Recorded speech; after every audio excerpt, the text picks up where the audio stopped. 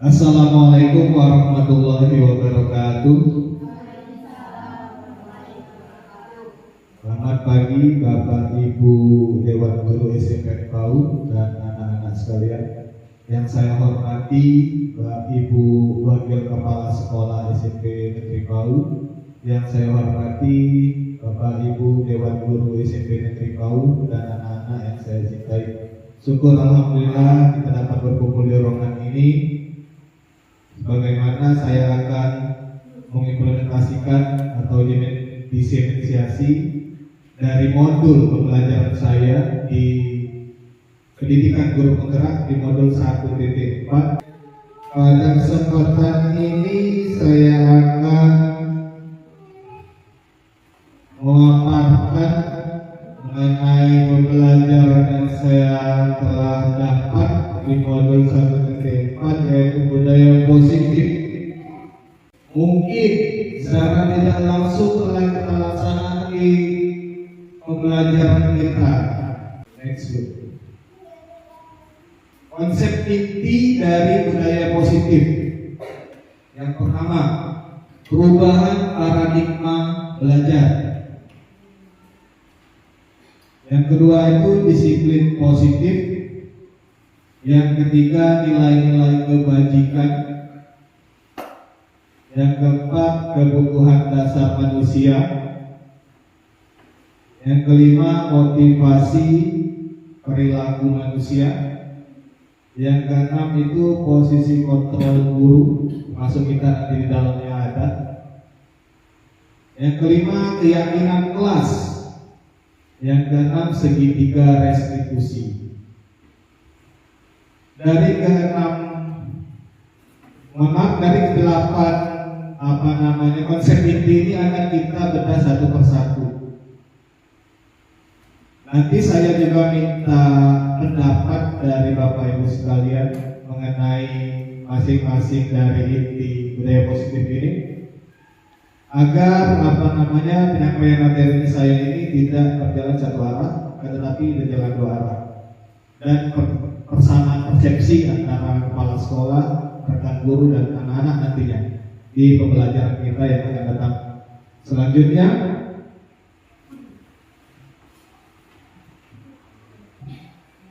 pembelajaran dengan paradigma baru. Nah, kita mulai dari sini. Pembelajaran dengan paradigma baru merupakan pembelajaran yang dirancang berdasarkan prinsip berdiferensiasi, sehingga peserta didik dapat belajar sesuai kebutuhannya berdasarkan tahap perkembangan sesuai teori psikologi modern untuk mewujudkan profil pelajar Pancasila.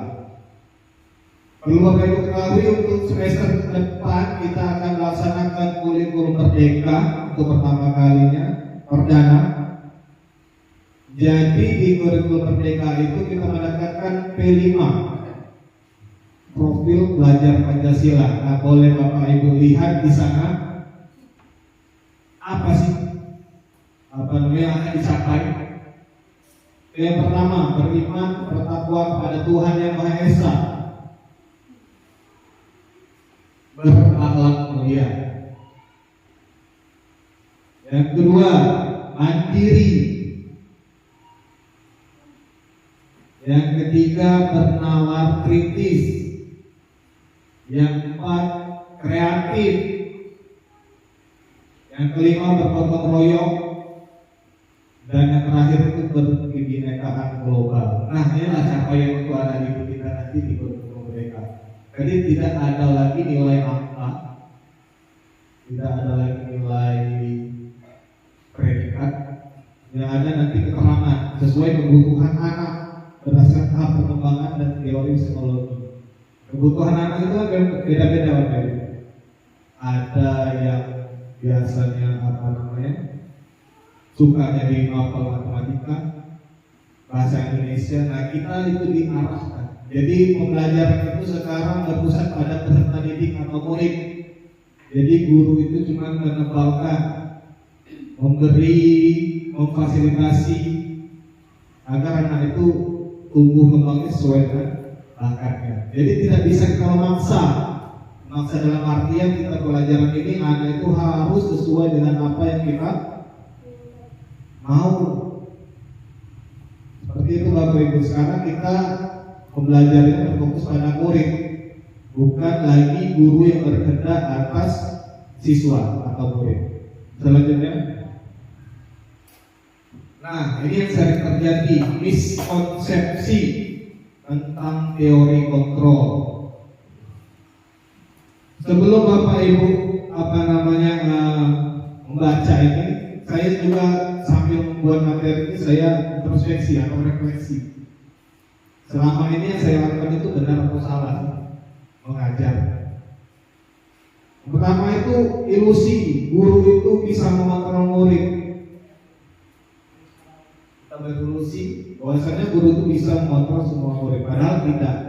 Kita yang mengikuti kemauan murid dan mengembangkan apa yang minat bakat mereka punya.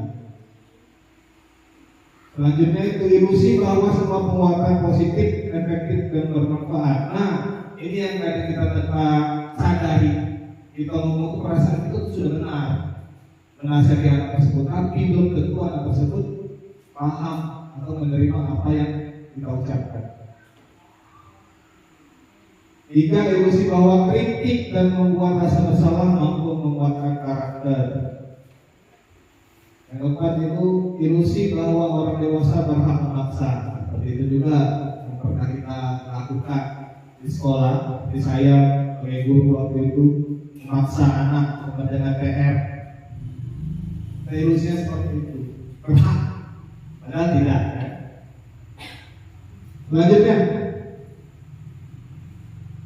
Selanjutnya Bapak Ibu mengubah paradigma stimulus respon ke pendekatan teori kontrol.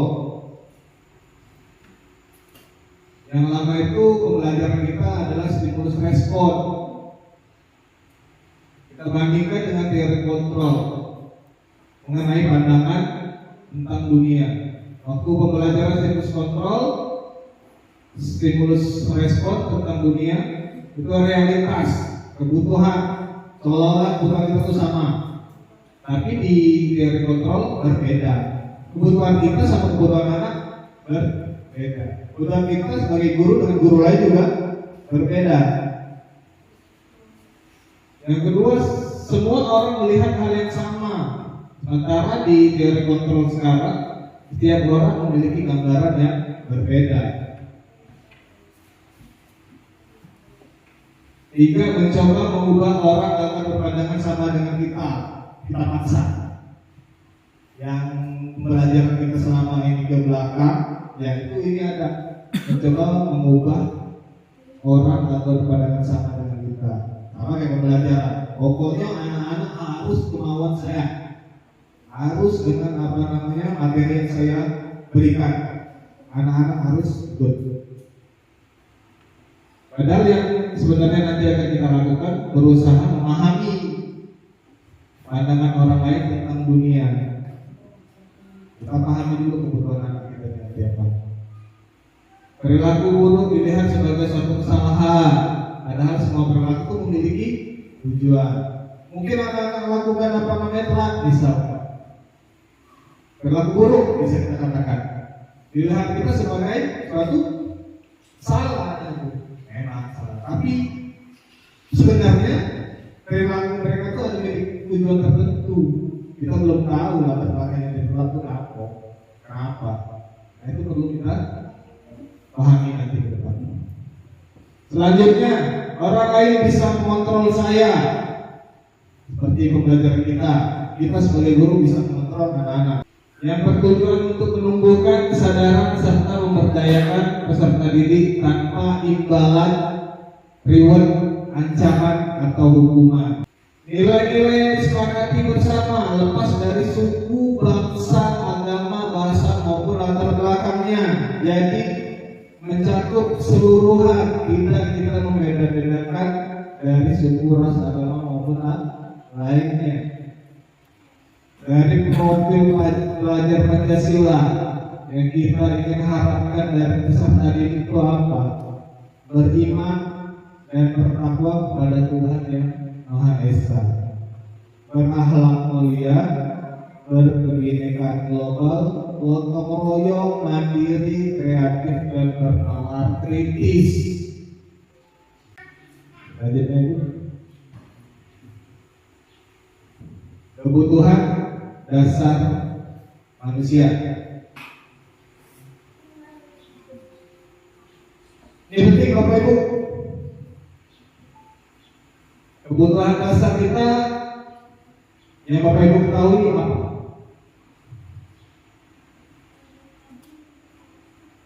Kebutuhan dasar manusia. Yang kita jelaskan dulu sini, kebutuhan dasar manusia adalah segala sesuatu yang kita lakukan untuk mendapatkan apa yang kita inginkan, untuk memenuhi kebutuhan. Seluruh tindakan yang dilakukan memiliki tujuan tertentu, dan semua usaha terbaik yang kita lakukan adalah dalam upaya agar kebutuhan dasar kita terpenuhi dengan baik. Baik sandang, papan, pangan. Itu ada lagi klasifikasinya masing-masing.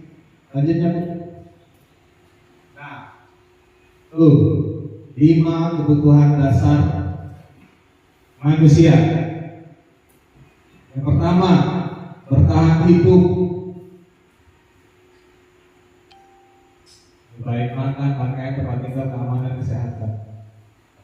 Yang kedua, kebutuhan hidup kita, kasih sayang dan merasa diterima.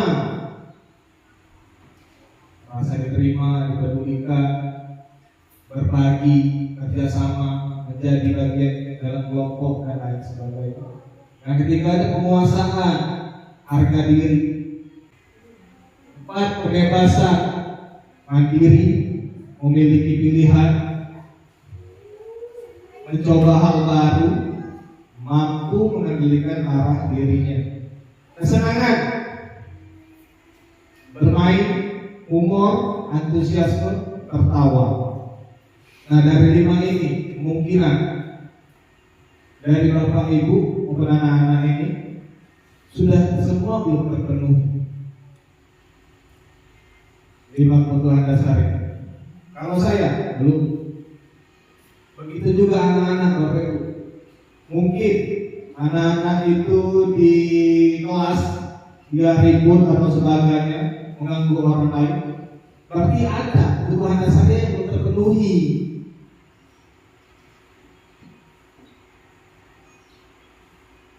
Contohnya ribut, ganggu kawannya. Berarti apa kebutuhan dasarnya yang belum terpenuhi? Bisa. Anak-anak itu tidur di sekolah pada saat jam pelajaran. Ada kebutuhan dasar anak tersebut yang tidak terpenuhi.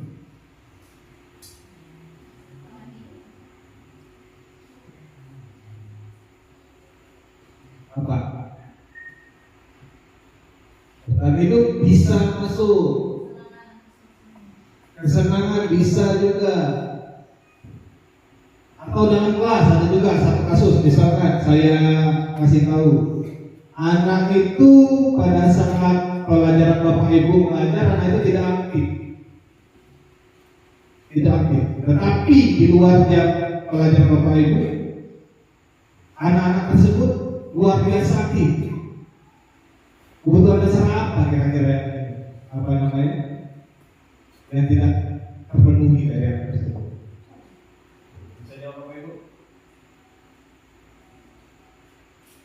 Ya, kebebasan, dengan bebas, ekspresi, ya.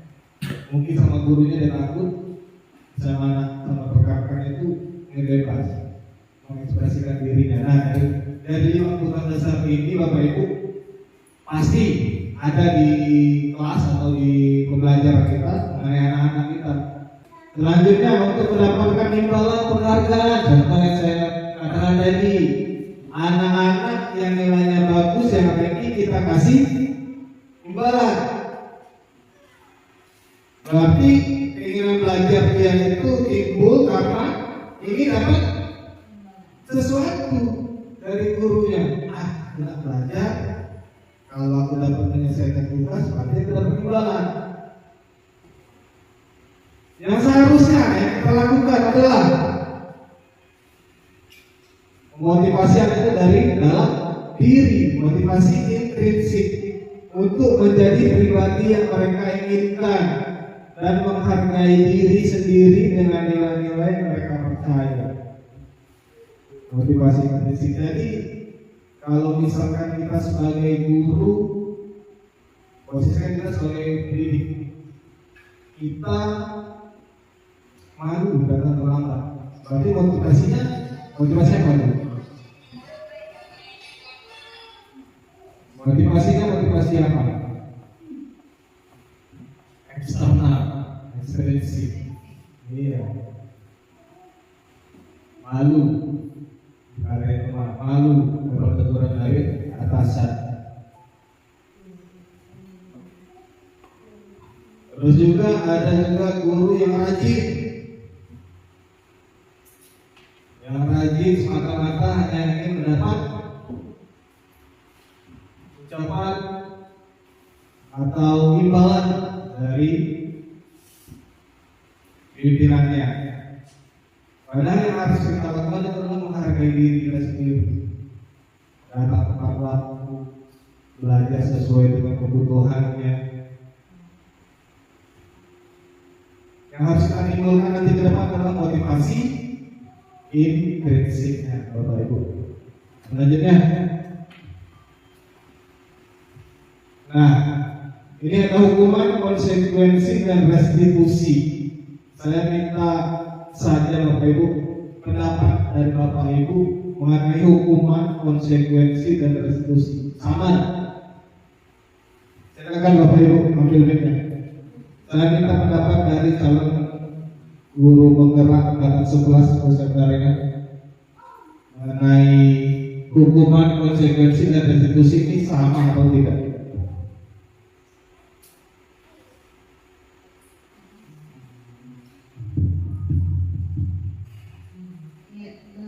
Terima kasih atas kesempatannya, Pak. Menurut saya hukuman, konsekuensi, dan restitusi itu ketiga hal yang berbeda. Kalau hukuman itu sering kita sangkutkan dengan jika tidak mematuhi maka akan mendapatkan hukuman, gitu ya. Kalau konsekuensi itu menurut saya adalah sebuah kesepakatan. Kalau kalian ingin mendapatkan nilai yang bagus, konsekuensinya kalian harus belajar. Sebaliknya juga untuk guru, jika kita mau mendapatkan nilai kinerja yang baik, berarti kita harus memenuhi berbagai syarat di SKB kita, gitu ya. Kemudian kalau restitusi itu bagaimana cara kita untuk membentuk dan mewujudkan kerjasama, kemudian menjalin hubungan antara satu dengan yang lainnya, baik antara guru dengan guru, baik antara siswa dengan siswa maupun sebaliknya, komunikasi berbagai arah. Kemudian ketiga hal ini sangat saling ibarat kata itu saling berkaitan. Hukuman harus dikaitkan dengan konsekuensi, kemudian harus juga dikembangkan dengan restitusi. Hukuman kalau tidak disertai dengan konsekuensi maka tidak akan erat. Kemudian kalau tidak ada restitusi juga tidak akan kuat. Itu menurut saya, Pak. Terima kasih. Terima kasih, Bu. Tangan lu kasih. Baik. Terima kasih Bu atas pendapatnya. Satu lagi saya mau minta pendapat dari Bu Widya. Widya, silakan memberi pendapatnya. Saya tidak menyalahkan, pasti benar juga. Pasti ada alasan kita masing-masing. Begitu juga guru yang lainnya, kalau misalnya ada pendapatnya mengenai hukuman, konsekuensi, dan restitusi, silakan. Tidak apa-apa, kita komunikasi dua hal. Baik. Menurut saya hukuman, konsekuensi, dan restitusi merupakan hal yang berbeda dalam menyikapi suatu keadaan di kelas. sini sifatnya adalah tindakan atau sikap yang diberikan ke anak akibat dari perilakunya, perilaku salah ya. Sedangkan konsekuensi adalah hal yang sudah disepakati antara guru dan murid mengenai pelanggaran-pelanggaran yang dilakukan oleh anak. Nah, sedangkan restitusi di sini adalah kolaborasi atau proses komunikasi antara guru dan murid untuk menyikapi tindakan anak itu, apakah langsung diberikan hukuman ataukah anak diberikan sebuah solusi untuk memperbaiki kesalahannya. Itu Kak, menurut saya. Baik, terima kasih Uwin. Kasih tangan untuk saya. Ada lagi Bapak Ibu ingin menambahkan pendapatnya mengenai hukuman, konsekuensi dan restitusi? Bapak Ibu bisa lihat di depan perbedaannya. Hukuman itu searah, tidak direncanakan tiba-tiba. Anak datang telat tidak di mata kita, langsung kita panggil udah hukum satu arah. Murid tidak tahu apa yang akan terjadi, gitu kan? Tiba-tiba datang telat, ketemu Pak Dedi, ditanya kalau telat, dia tidak tahu maka apa yang akan dilakukan Pak Dedi. Hukumannya apa? Bersiap-siap, lari dari lama. Bisa. Hukumannya bisa fisik dan psikis, bisa juga kita pengaruhi mentalnya. Tak olok-olok mentalnya itu apabila kamu datang 3 kali telat terus, kamu akan mendapatkan ganjaran bagi orang tua dan diskors. Nah,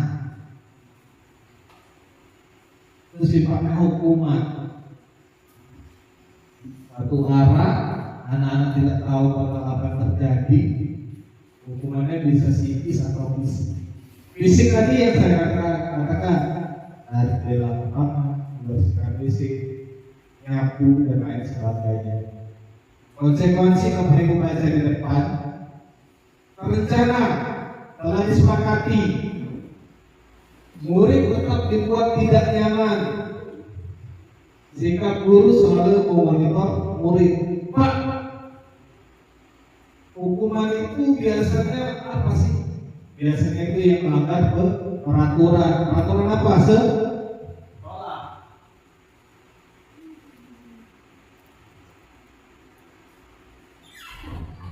Peraturan yang ada di sekolah. Sementara konsekuensi itu dari kesepakatan kelas. Nanti di berikutnya, di slide berikutnya itu akan apa adanya keyakinan kelas. Nah, itulah yang bikin anak tersebut menerima konsekuensinya. Dalam penyusunan keyakinan kelas itu kita mengakomodir kemauan anak-anak itu. Apa kemauan anak-anak di kelas? Kita catat. Suruh anak-anak itu catat di kertas notas itu, tempelkan di depan.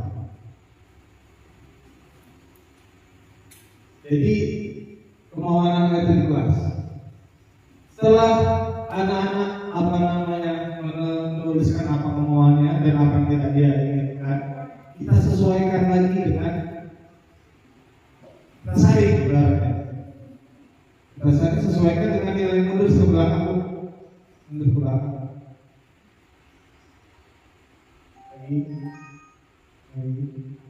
Nah, kayak tadi maju dengan ini nilai-nilai universal disesuaikan dengan ini. Misalkan saya tidak datang terlambat, oleh situ sederhana. Kalau tidak datang membantu, nilai-nilai kebajikannya termasuk dalam apa? Nah, saya tidak akan mengganggu teman di kelas. Termasuk dalam apa nilai-nilai kebajikannya?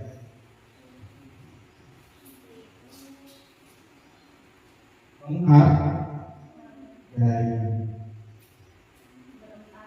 Bisa juga berempati, misalkan saya akan membantu teman apabila mengalami kesusahan, bisa kan? Bisa berempati. Itu kesepakatan kelas atau keyakinan kelas yang dibuat nantinya di Bapak Ibu pada pembelajaran baru. Coba dibuat, belajar, kita konsepkan. Nanti saya coba buat konsepnya dan Bapak Ibu di kelas membuat kesepakatan kelas yang nantinya akan membuat anak itu tidak nyaman apabila melanggar. Misalkan ada juga saya akan mengembalikan buku ke tempatnya semula. Masuk mana tuh nilai saya?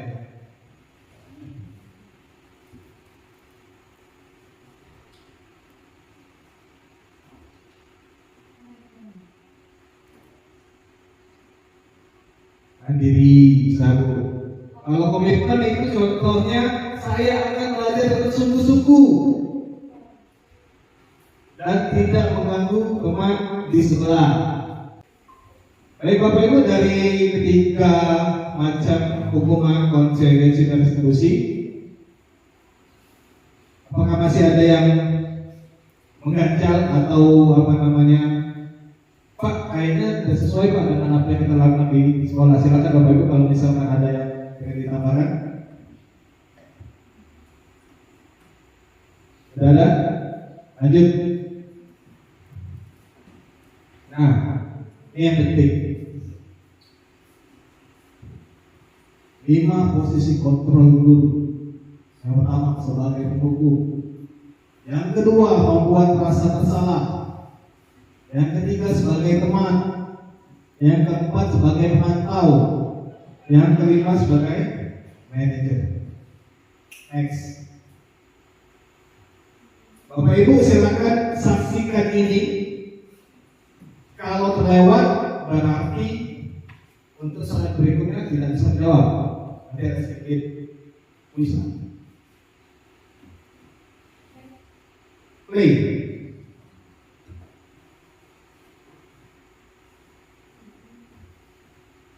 Silakan Bapak Ibu. Nanti Bapak Ibu bisa lihat sendiri posisi saya di mana. Posisi saya di mana. Salam bahagia Ibu dan Bapak Guru hebat. Dalam penerapan disiplin positif restitusi, salah satu program yang dikembangkan adalah 5 posisi kontrol. 5 posisi kontrol dalam restitusi adalah proses perjalanan seorang pendidik agar dapat mengenali dirinya. Pada video kali ini, kita akan membahas tentang 5 posisi kontrol yang dikembangkan oleh Diane Gosser dan contoh penerapannya.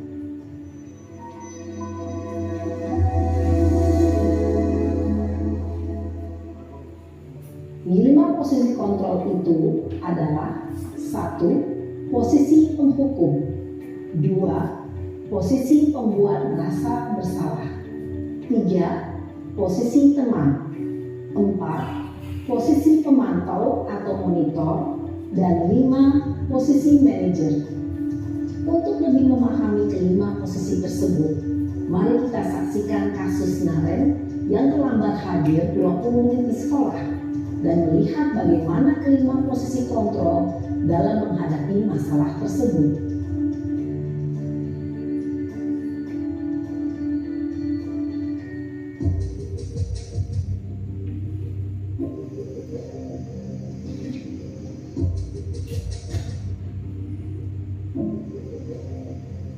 Naren, sini kamu.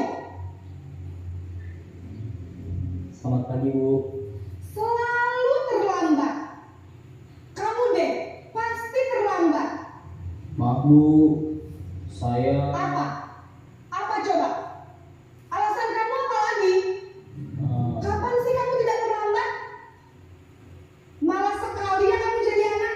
Saya Dasar pemalas.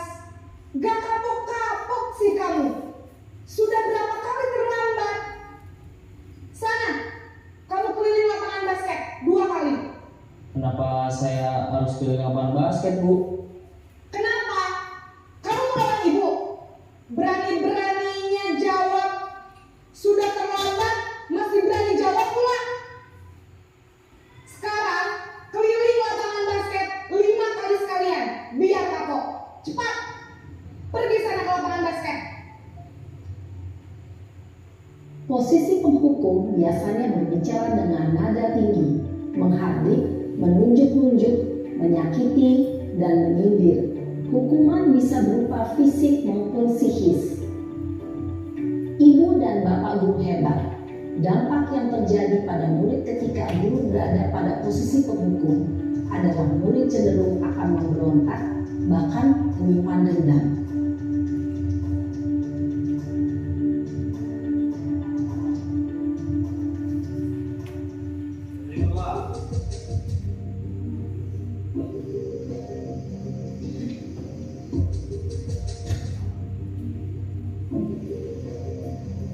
Naren,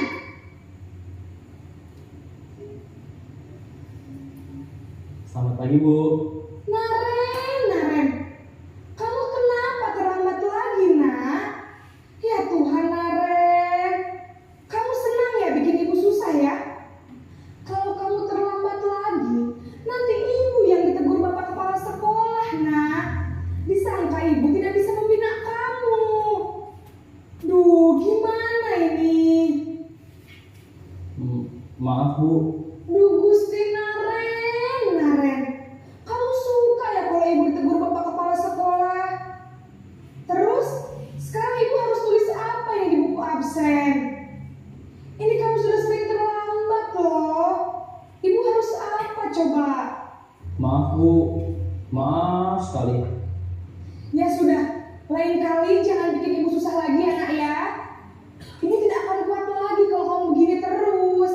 Bisa jantungan kalau ibu tegur bapak kepala sekolah. Sana cepat kelas. Maaf ya, Bu. Maaf sekali. Posisi pembuat rasa bersalah berbicara dengan nada tenang, cenderung lembut. Namun kata-kata yang diutarakan membuat murid merasa menjadi orang yang gagal, memandang buruk dirinya sendiri, merasa tidak berharga, dan tidak sanggup membahagiakan orang lain. Ketika guru mengambil posisi pembuat rasa bersalah, murid akan menganggap dirinya yang bersalah dan ia akan menyimpan emosi negatif tersebut di dalam dirinya.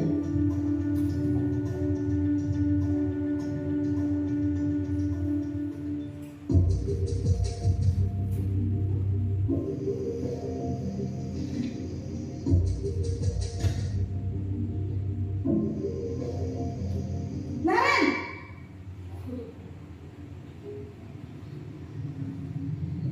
Selamat pagi, Bu.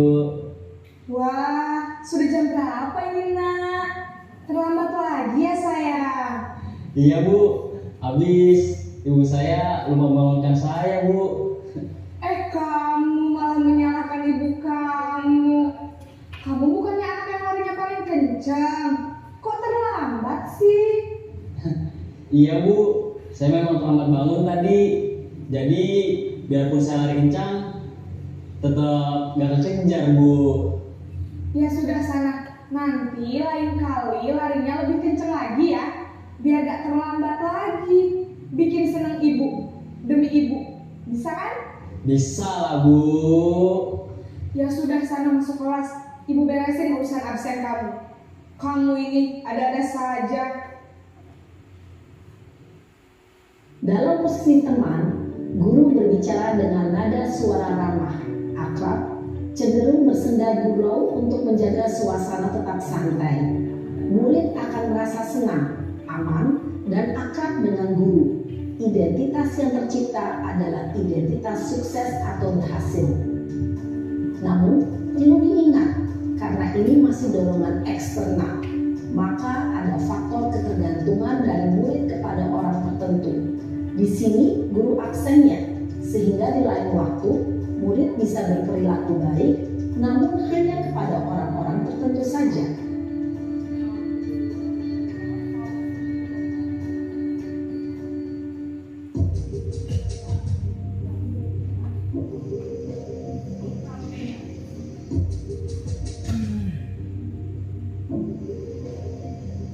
Naren,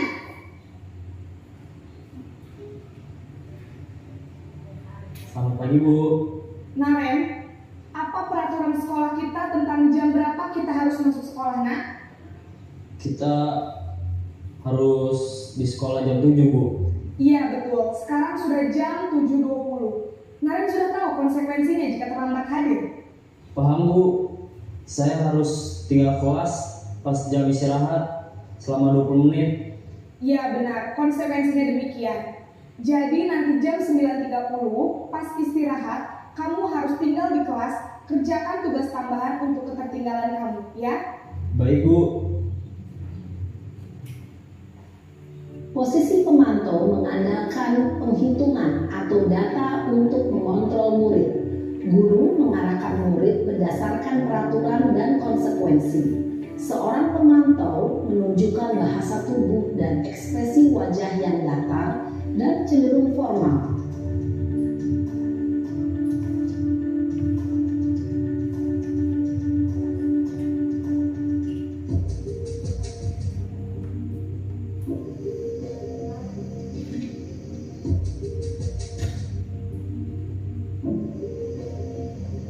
Naren!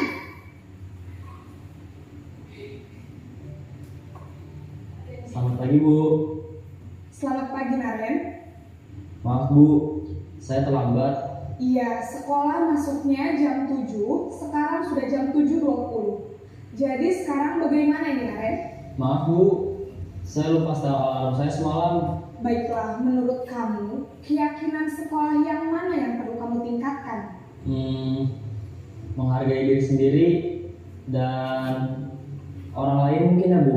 Setuju. Jadi, apakah Naren meyakini prinsip saling menghormati tersebut? Iya Bu, saya meyakininya. Apakah Naren bersedia memperbaiki masalah keterlambatan ini? Bersedia Bu.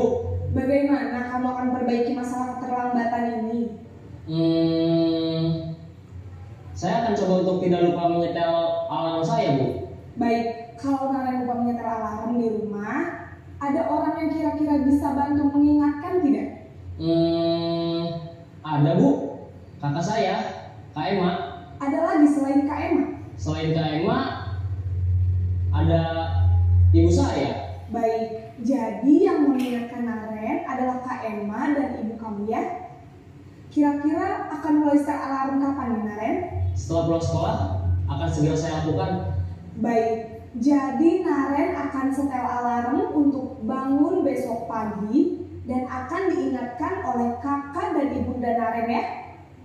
Ada lagi yang mungkin perlu dilakukan Naren agar tidak terlambat bangun lagi? Tidak ada Bu. Baik Naren, terima kasih untuk kerjasama kamu. Sekarang kamu perlu kembali ke kelas untuk belajar. Baik Bu, terima kasih. Posisi manajer adalah posisi kontrol yang disarankan untuk membimbing murid memiliki sikap disiplin yang positif, yaitu murid yang mandiri, bertanggung jawab, dan dapat memecahkan masalah. Tujuan dari posisi ini adalah agar murid dapat berefleksi atas tindakannya. Guru akan dengan tulus memberikan pertanyaan-pertanyaan bermakna, sehingga membuat murid dapat belajar dari kesalahannya dan mencari sebuah solusi untuk menyelesaikannya. Ibu dan bapak guru hebat, setelah mengamati adegan kelima posisi kontrol tadi, kira-kira posisi mana yang paling ideal?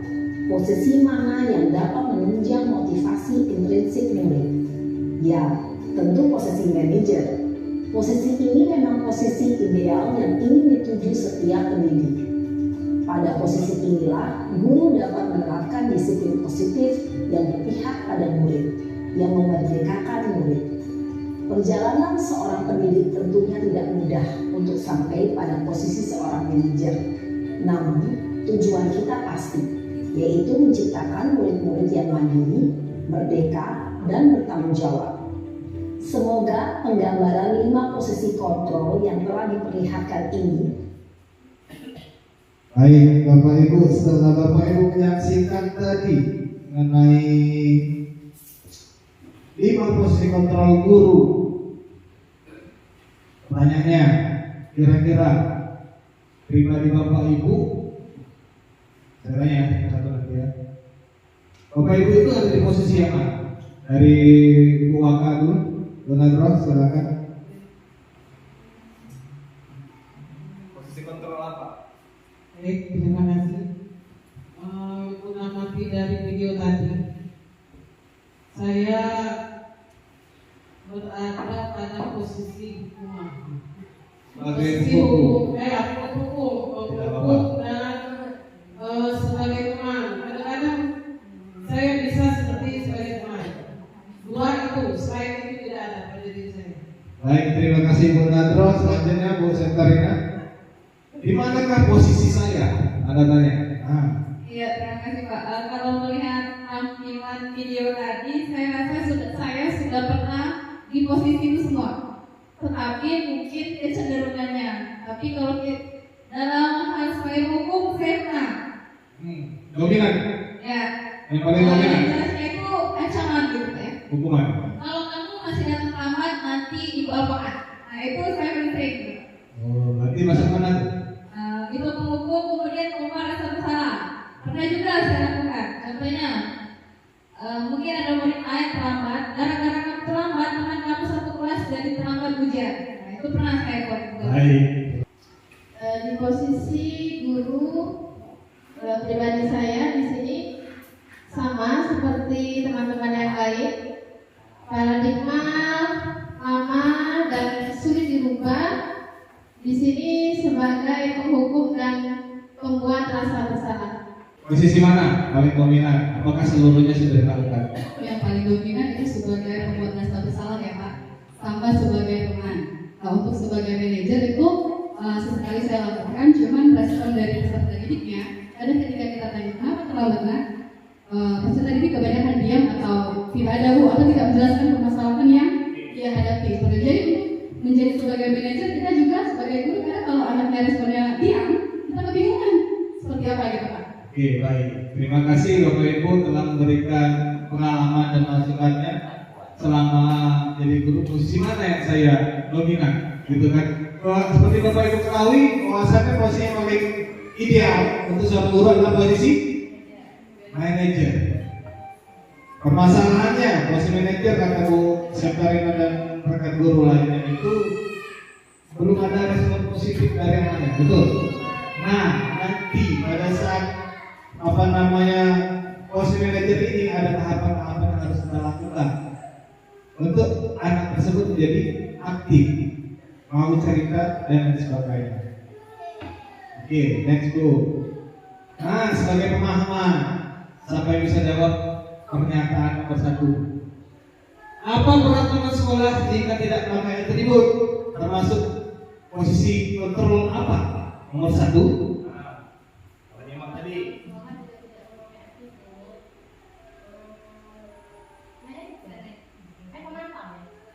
Kanan. Siapa? Ya, sebagai pemantau. Ada tadi di videonya. Yang kedua, kamu suka ya buat Bapak Ibu susah untuk kepala sekolah? Ah, betul. Nanti paham. 3. Apa rencanamu untuk jelaskan masalah ini? Betul. Ayo lakukan demi Bapak Ibu. Ayo lakukan demi Bapak Ibu. Iya betul sebagai teman. Saya nggak pergi, bersikap kamar lagi. Iya sebagai penghukum. Baik. Dari seluruh pernyataan ini berarti Bapak Ibu sudah memahami posisinya. Yang dominan saya tidak salahkan. Memang itu peranan kita sebagai kontrol guru. Sesuai dengan kodrat alam dan kodrat zaman. Alam kita tahu seperti ini. Tidak bisa kita samakan dengan sekolah yang bayarnya itu satu juga satu bulan. Ya, kita sekolah gratis dengan keadaan lingkungan dan kondisi alam seperti ini, ya kita hadapi, kita sesuaikan dengan apa yang kita pelajari saat ini. Seperti itu Bapak Ibu. Selanjutnya, keyakinan kelas. Apa keyakinan kelas? Bukan peraturan kelas. Next. Pembentukan keyakinan kelas. Nanti yang ini akan Bapak Ibu praktekkan di kelas di semester yang akan datang. Tapi dengan catatan koordinasi dengan Waka, bahwasanya kesepakatan kelas itu buat cukup satu kelas satu saja. Jadi guru mapel yang ada yang masuk ke kelas tersebut, jadi mengikuti peraturan kelas yang ada di kelas tersebut. Nanti peraturan kelas nempel lah besar-besar gitu. Yang melanggar konsekuensinya apa? Buat dibagi. Pembentukan keyakinan kelas bersifat abstrak itu bebas. Apalah yang bisa dimasukkan anak-anak itu ke kampung. Tulisan penamaran itu ke kampung. Berupa pernyataan universal tadi kayak nilai-nilai universalnya kita sesuaikan. Dibuat dalam pernyataan positif. Nanti dibuat peraturan keyakinan kelasnya itu dengan kalimat-kalimat yang positif. Sesuaikan dengan kondisi kelas. Nah, saya bilang tadi sesuaikan dengan kondisi kelas dan sekolah kita. Semoga sehingga mudah diterapkan. Selanjutnya itu semua warga sekolah, warga kelas dilibatkan dalam membuat keyakinan kelas. Nah, saya bilang tadi koordinasi dengan Waka, nanti Waka lapor ke kepala sekolah. Berdasarkan prinsip membuat kesalahan adalah suatu bagian dari proses pembelajaran. Dengan apa kita bisa menstabilkan identitasnya? Tanya dengan itu tuh. Dalam pertanyaan tersebut. Karena itu berbuat salah itu wajar. Bapak juga pernah melakukan kesalahan, ibu juga pernah hingga sekolah bisa seperti itu. Jadi anak itu tidak merasa namanya.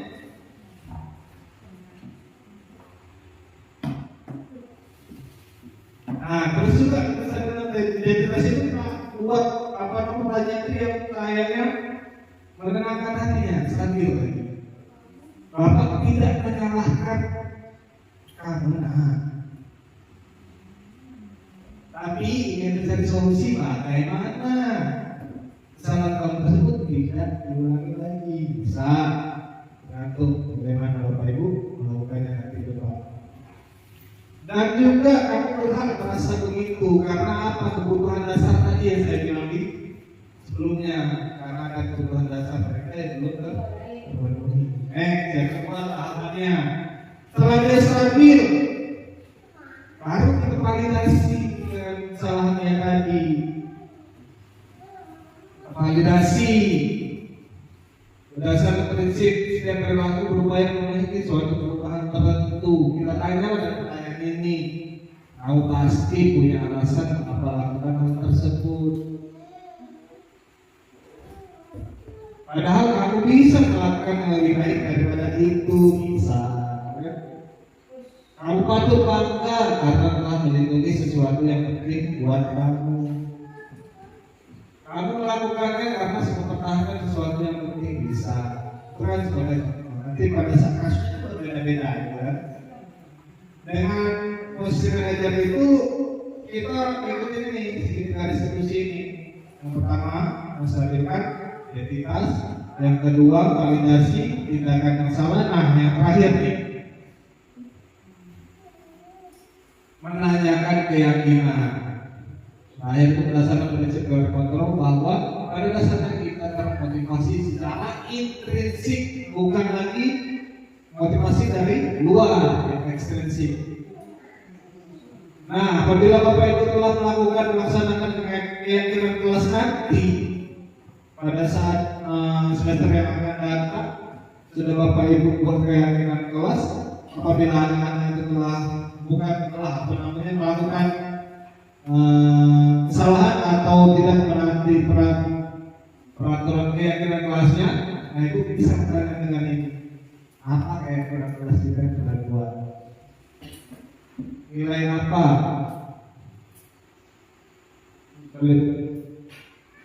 nilai-nilai apa yang telah disepakati bersama, seperti apa gambaran sebuah kelas yang hilang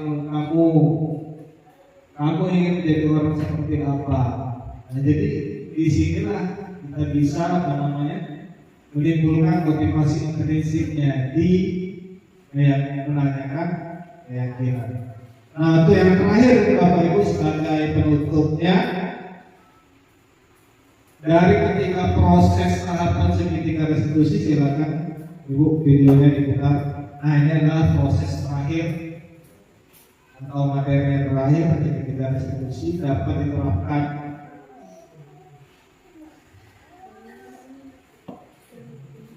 dalam kondisi atau skenario sebagai berikut. Ini sebagai contoh saja. Salam dan bahagia Ibu dan Bapak guru hebat. Pada video kali ini kita akan membahas tentang salah satu program disiplin positif yang diterapkan di lingkungan sekolah yang dikenal dengan nama restitusi.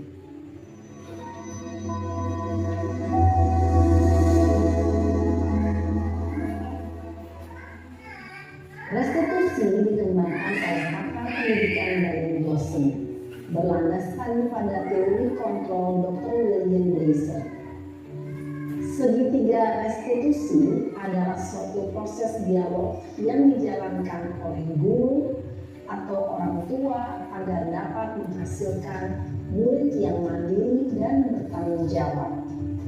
Pada saat guru di posisi manajer, aspek yang dikembangkan pada murid adalah motivasi intrinsik, sehingga penanaman nilai-nilai kebajikan dapat tumbuh dan berkembang menjadi suatu kebiasaan positif yang akhirnya membentuk karakter murid. Proses dialog ini terdiri dari 3 langkah yang digambarkan pada ketiga sisi pada segitiga restitusi.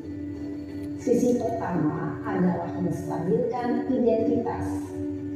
Sisi yang kedua adalah validasi tindakan yang salah. Dan sisi yang ketiga adalah menanyakan keyakinan.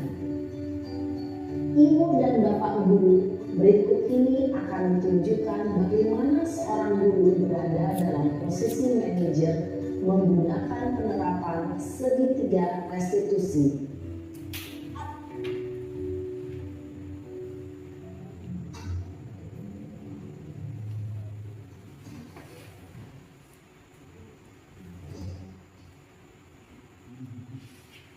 Siang Sarah. Siang Pak. Sudah lama nggak ketemu Sarah. Kenapa hari ini ada di sini? Kesel Pak, kesel banget. Masa aku dikatain tukang fitnah Pak?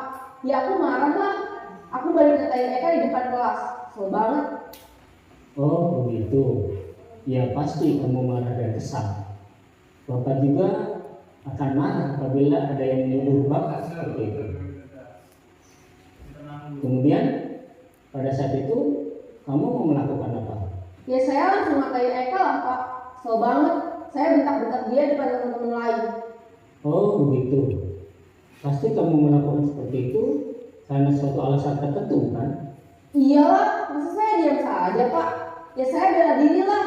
Masa saya dituduh tukang fitnah? Ya wajar lah. Mempertahankan harga diri itu sesuatu yang penting buat kamu. Untung kamu tidak bertindak lebih gegabah lagi. Hanya membentak-bentak. Iya Pak. Untung saya masih bersabar dan hanya membentak saja. Sudah gemes padahal. Saya pasti bela diri lah. Ya pasti ya. Tapi kamu memilih untuk tetap bertahan dan bersabar. Kamu memilih untuk tidak berbuat lebih parah lagi bukan? Iya. Nah, sekarang coba kita lihat lagi tindakan kamu yang bentak-bentak Eka di kelas. Tindakan kamu itu kira-kira sesuai dengan keyakinan kelas atau prinsip kamu tidak? Enggak lah Pak. Capek Pak jadi pemarah. Jadi keyakinan atau prinsip mana yang kurang sesuai dengan keinginan kamu? Ya, saya sebenarnya sangat menghargai orang lain. Mungkin saat itu saya menjadi emosi, jadi tidak menunjukkan sikap itu. Kamu meyakini tidak? Menghargai orang lain itu penting buat kamu. Yakinlah Pak. Iya, setuju. kita harus saling menghargai. Namun ada juga keyakinan yang kita sepakati yang perlu kita jalankan apabila kita sedang marah, bukan? Ya, saya bisa lebih proaktif, mulai dengan diri sendiri. Saya bisa jadi lebih sabar, mengambil waktu jeda untuk berpikir mau apa selanjutnya. Kira-kira kamu bersedia memperbaiki masalah ini tidak? Bersedia, Pak. Kalau kamu memperbaiki masalah ini, kamu akan menjadi orang seperti apa? Saya akan menjadi orang yang bertanggung jawab kali ya, Pak. Dan senantiasa proaktif. Iya, menurut kamu bagaimana rasanya menjadi orang seperti itu? Ya nyaman lah, bangga bisa bersabar dan menahan diri. Baiklah kalau begitu. Yuk kita pikirkan bagaimana memperbaiki masalah ini.